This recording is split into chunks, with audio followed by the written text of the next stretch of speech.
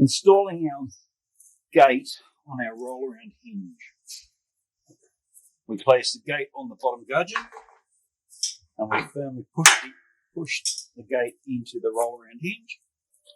We can then roll our gate right around, like so. Stays there automatically. And then all we do is then we put our pin in, like that. And our gate's done. We want to take it off again.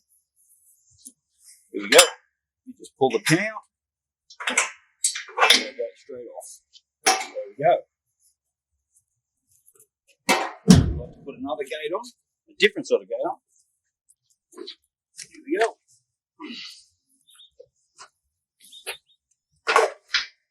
Push it firmly against it again. Swing the gate around. Stays there automatically.